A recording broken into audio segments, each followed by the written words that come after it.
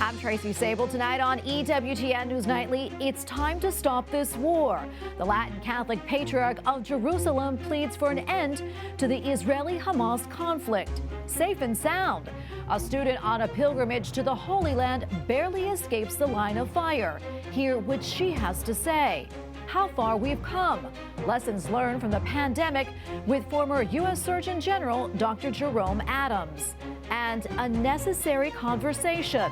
A Catholic therapist weighs in on how parents can best explain the hardships of war to their children. These stories and more tonight. From EWTN, the Global Catholic Network, this is EWTN News Nightly.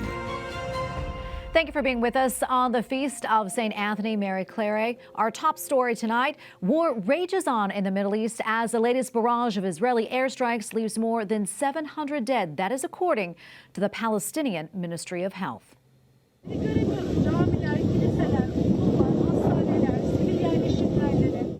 The destruction comes ahead of a widely anticipated ground invasion into Gaza. A recently released Israeli hostage spoke out today.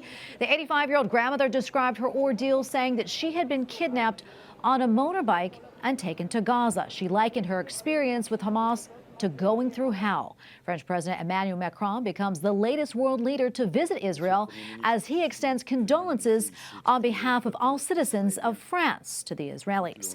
France's leader also spent time meeting with families of French citizens who have been killed or taken hostage in the conflict. And coming up later in our newscast, a Catholic therapist gives advice on how to talk to children about the war in the Middle East. Well, President Joe Biden's top diplomat, Antony Blinken, sends a stern warning to Iran. Do not attack U.S. forces and don't try to open a second front in the current war between Israel and Hamas. Secretary Blinken also emphasized that every civilian life is equally valuable, adding it is imperative to protect all civilians in the conflict. White House correspondent Owen Jensen reports. Owen?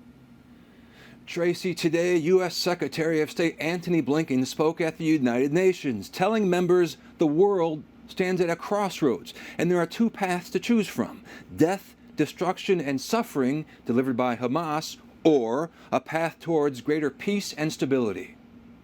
U.S. Secretary of State Antony Blinken tells the world the U.S. does not seek conflict with Iran, adding the U.S. doesn't want the war between Israel and Hamas to widen. But if Iran or its proxies attack U.S. personnel anywhere, make no mistake, we will defend our people, we will defend our security swiftly and decisively. The secretary also said no one can imagine the nightmare the families of those being held hostage are going through. Their loved ones must be released immediately, unconditionally, and every member of this council, indeed, every member of this body, should insist on that. Hamas took hostage roughly 220 people. The Israeli military has dropped leaflets in Gaza asking Palestinians to reveal information on the hostages' whereabouts. And in the White House press briefing room today, this update. This is war. It is combat. It is bloody. It is ugly. And it's going to be messy. And innocent civilians are going to be hurt going forward. I wish I could tell you something different. Also, President Joe Biden, who, as this picture shows, has been meeting with his national security team on the latest developments in Israel and Gaza, took time today to award the National Medal of Science and the National Medal of Technology and Innovation, calling it a happy occasion and that we need some more happy occasions. The recipients, he said, are extraordinary, citing accomplishments like delivering clean drinking water and fuel-efficient heat sources to low-income countries, growing crops that can withstand extreme weather, deepening our knowledge of blood vessels, nerve cells, and molecules. And after that event today in the East Room, while President Biden was walking out, he was asked by a reporter whether he thinks humanitarian aid is getting into Gaza fast enough, to which the president replied, not fast enough. Meanwhile, tomorrow President Biden welcomes Australia's Prime Minister here to Washington for an official state visit. At the White House, Owen Jensen, EWTN News Nightly. The Latin Catholic Patriarch of Jerusalem says that it is time to stop the war in the Middle East. In a letter to his diocese, Cardinal Pier Battista Pizzaballa wrote in part, quote, "To have the courage of love and peace here today means not allowing hatred, revenge, anger, and pain to occupy all the space of our hearts, of our speech, of our thinking. It means making a personal commitment to justice, being able to affirm and denounce the painful truth of injustice and evil that surrounds us without letting it pollute our relationships. Since 1991, more than 8,000 students from Franciscan University of Steubenville have participated in the school's study abroad program in Austria. But for 38 of them, a recent visit to Israel became a life-altering ordeal. On October 6th, those students and their trip chaperone, Sister Lisa Shatinsky, traveled to the Holy Land to walk in the footsteps of Christ on a pilgrimage organized by the Community of Beatitudes. Shortly thereafter, they found themselves in the midst of the deadly October 7th attacks. And here now to tell us more about these harrowing events and safe passage out of Israel is Franciscan student Maggie Klebb and program director Thomas Walter. Thank you both so much for being here. We really appreciate it. Maggie, I want to start with you. If you don't mind, can you please tell us a little bit about the trip and also what went through your mind when you heard about the attacks? So we, as part of our whole Austria experience, we get 2 10 days, and one of them we get to choose what to do, and I chose to go on this 10-day pilgrimage to the Holy Land. The sort of whole point of the pilgrimage was to walk in the footsteps of Jesus, to go where he went, to do what he did. So we were pretty much roughing it a good amount of the time, especially during this trip, since plans went a little differently. And Father Anthony, who was leading the pilgrimage, just gathered everyone together. I think it was probably like 1 or 2 in the afternoon, and he announced that that war had been declared. And we were all pretty silent. We were all, I think, internally thinking, like, what does this mean for the rest of the pilgrimage? Does this mean we're going home?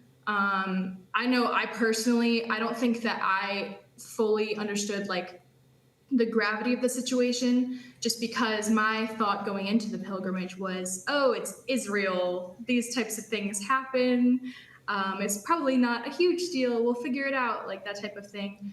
Thomas, I want to go to you next. I mean, this must have been stressful for you, though. Talk to us about what you did to make sure you got the students out of Israel safely and back to Austria. Well, likewise, when the first attack happened on Saturday, we took about 24 hours to think about, what kind of response there was going to be from the Israeli side, because you don't know exactly if it was going to be, a tit for tat and then let things quiet down, or if this was going to escalate. And it was certainly after that 24-hour mark when things began to be continuing on and escalating. That's when the university, as we began to reflect on all the different aspects of where they're located, how to egress, when to egress, at a certain point, Father Dave, the president of the university, just said, you know what, it's time. And at that point, we got a new team of people involved, and very quickly, I'd say within about 36 hours, we were able to get the students into a hotel across the border, and then flown out from Jordan back to Austria. Yeah, I mean, what a feat to do that. So once you guys were back in Austria, Maggie, I want to ask you this. I guess kind of, what were your thoughts during that time when all the news started to unfold and you really did find out what exactly was happening? I definitely, like you said earlier, I was in sort of blissful ignorance throughout the entire situation.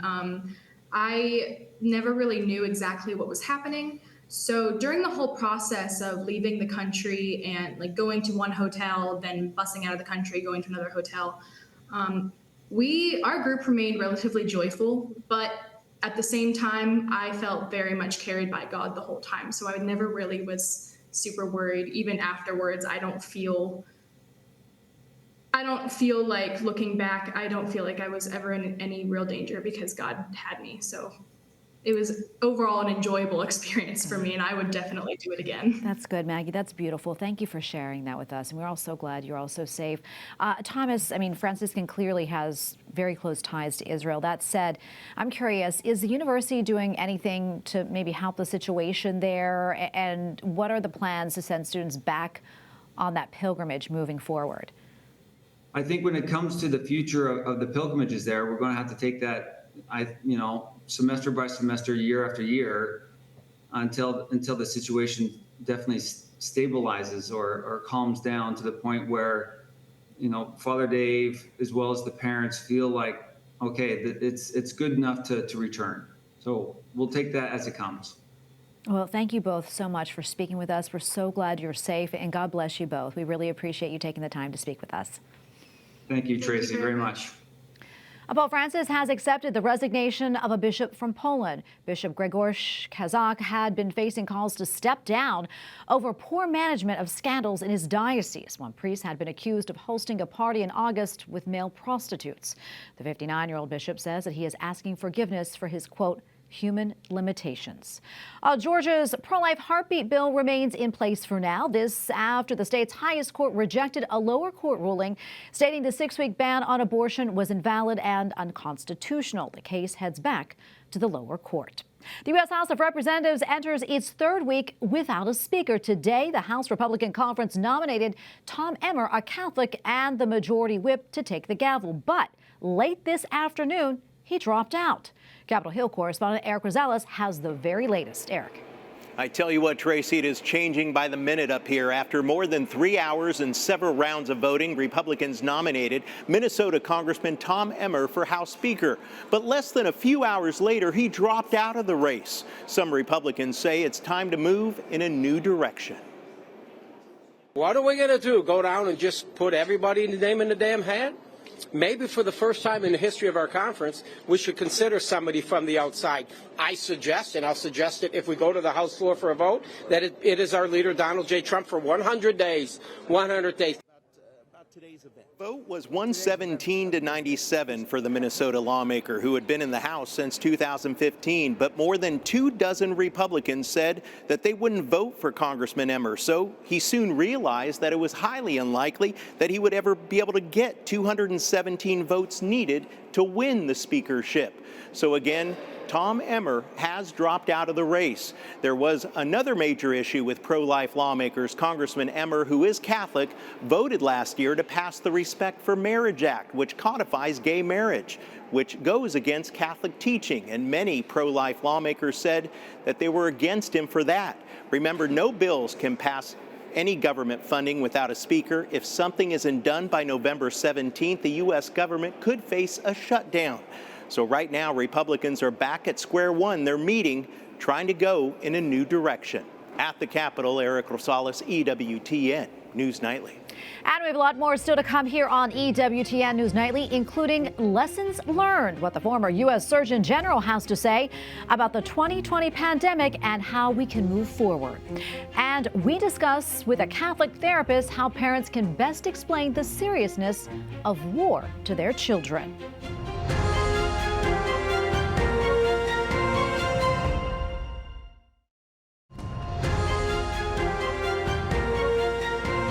A cold and flu season is here once again. Add to that a new variant of COVID-19. And while we are much better equipped to handle the coronavirus than we were in 2020 at the start of the pandemic, there are still challenges, including a current lack of pediatric COVID vaccines in some areas, as well as updated boosters for adults. We recently spoke with a former U.S. Surgeon General on the current situation and his new book detailing what it was like leading the charge against the initial surge of COVID-19.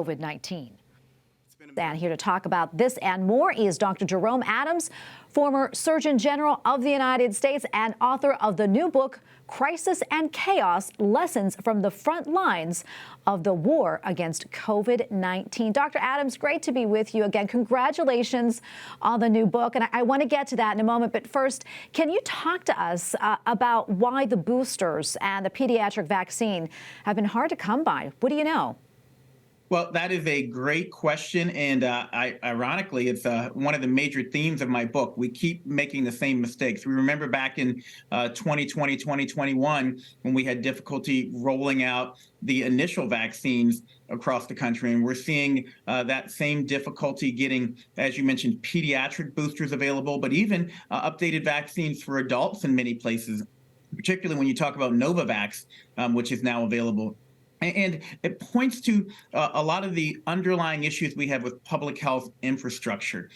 We need to make sure we're appropriately funding entities at the CDC and at the FDA and beyond, so that when medications are approved, they're actually available. I want to talk about the pandemic. I mean, you were on the front lines of the pandemic from the very beginning. We didn't know what was happening.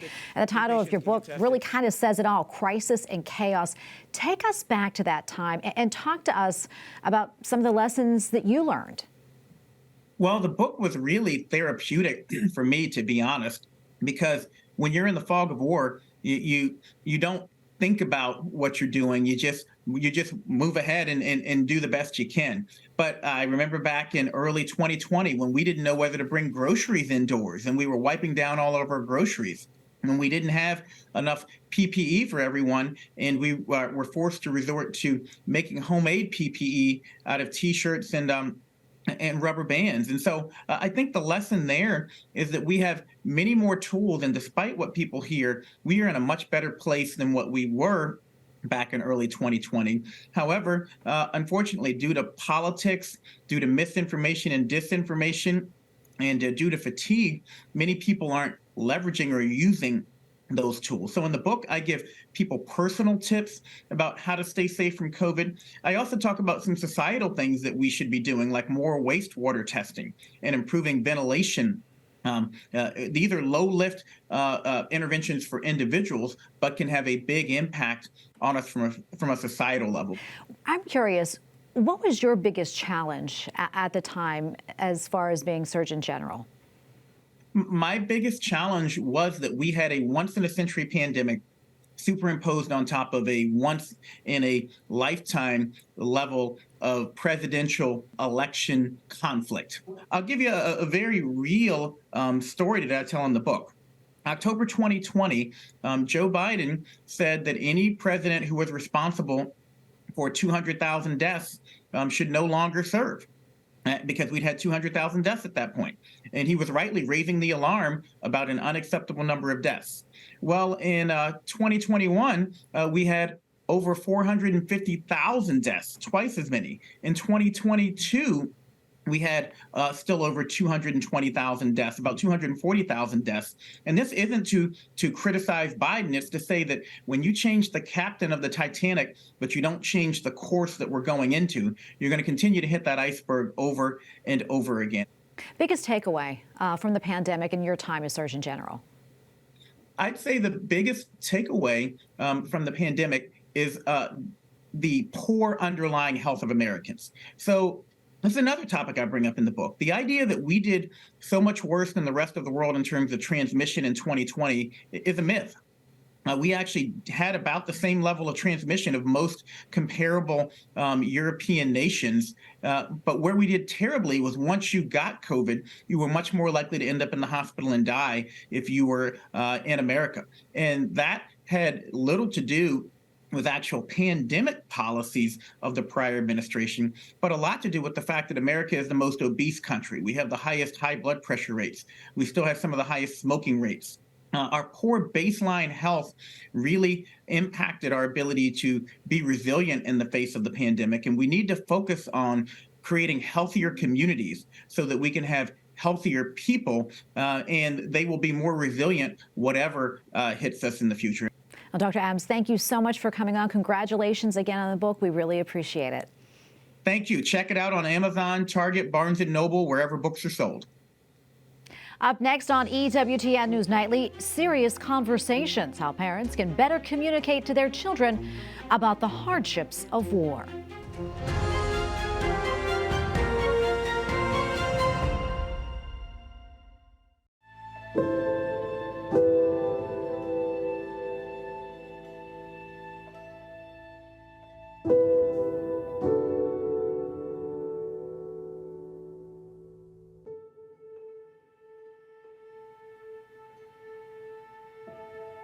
Images of war between Israel and Hamas, pictures of the destruction, the injured, and the dead are everywhere. They are hard to look at for you and for me, but especially for children. So how do you explain war to children? Well, for that answer, let's bring in licensed mental health counselor and founder of CatholicTherapist.com, Allison Ricciardi. Allison, great to have you back on the show. This is a really tough topic, and one, as parents, we'd rather not talk to our children about, but it really is kind of hard to shield them from all of this. That said, what's your advice? I mean, should we talk to our children about war, and how do we even begin that conversation? Well, remember, every child is different. So some have a more sensitive nature, some kind of let it roll off their back. So it may not be the same conversation with each child. Make sure whatever you share is, number one, age appropriate. They may just be asking a general question, give them a general answer. It's always important to start out, though, by asking a question like, what have you heard? What have you seen? What are you worried about? To be able to allay their fears to whatever extent you can. I mean, obviously, we're living in a very difficult and very scary time. There's no way around that. But as parents, we want to be able to reassure our children. We want to protect their innocence as much as we can. So, to be able to kind of answer their questions, don't give too much information, just give them the basics that, this is a political thing. And yes, people are suffering, but it's also important to try to give them something to do. And that's where, as Catholics, we can be praying. We can make sacrifices that we offer up. They may know friends who have parents that are in the military, that you might have family members in the military, and that's particularly scary. So are there things that they can do? Donate something, write a letter, something that might make them feel like they are taking some control in a really uncontrollable situation. Yeah, those are great tips right there, Allison. What about ground rules? I mean, are there any ground rules, so to speak, like what should and shouldn't be said? Well, I think you got to be careful, because being that this is a religious conflict, there's a lot of, different opinions on it that we're seeing. We're seeing people that are, after Israel was attacked, defending the attackers, So we have to be careful when we're talking to kids that we're not talking about Jews or Muslims or whatever, because children tend to generalize. So we don't want them to walk away that, all Muslims are bad, all Jews are bad. Just say that this is a conflict. It's politically motivated. Most people are good, so we want to really be able to kind of not stoke any kind of prejudice or fears that are unfounded for them. Allison, what would you say are some of the most important points for parents to remember when they're having this conversation? Again, you want to reassure them that you're keeping them safe. Thank God it's not in our country. So it's a little bit easier in the U.S. to be able to do that. But, it is unfortunately a reality. And, I like to maybe tell them the positives, the Battle of Lepanto, how prayer can actually change things. And even though they're one person, we're not as helpless, because we do have recourse to God, and that God only allows bad things if he intends to bring a greater thing. So sometimes you talk about the military, that they're working to protect us, that there might be a better thing that comes from this, although we can't see it now, because these are terrible war atrocities that we're seeing. So one thing I would really encourage, keep the TV off as much as possible when little children are around, because they don't need to see it. They don't need to hear it. Make sure that if it is on, that you're there and you can answer questions, reassure them. You don't, even social media, we've got to be very careful and try to monitor. Now, of course, it depends on the age of the child. All right, if it's older teens, they're hearing things, they may have opinions. It's always good to have a conversation where you let them speak, let them express what they're feeling, what they're going through. Now, that being said, some children and even teens and even adults, the parents might be experiencing very high levels of anxiety and feelings of hopelessness. And that's when you want to reach out to a Catholic therapist, somebody who has that spiritual perspective that can help you to kind of navigate your own fears, because we don't put them on our children, but also, they can even coach you how to maybe deal with a child who's really struggling with fear and anxiety and maybe even depression from everything that's going on right now. Allison, thank you so much for coming on and talking to us about this really important, all great tips right there. We appreciate it. God bless. You're welcome. God bless you. Well, in a sign of unity, Christians and Muslims gathered together for a special Mass in the West Bank. The Mass at St. Joseph's Church was held for the victims of a strike on a Greek Orthodox church last week that resulted in deaths and left dozens of other people wounded. Following the Mass, a silent candlelit procession was held in memory of all the Palestinian citizens killed in the conflict thus far. Well, just a reminder that EWTN is providing live coverage all week long from the Synod on Synodality. The 45-minute broadcast from the Vatican starts at 5 p.m. Eastern. It features news analysis plus exclusive interviews with church leaders and Synod participants. So do not miss it. And we thank you for watching tonight. Remember, you can follow us on social media, Facebook, X, and Instagram at EWTN News Nightly. I'm Tracy Sabol. Good night and God bless.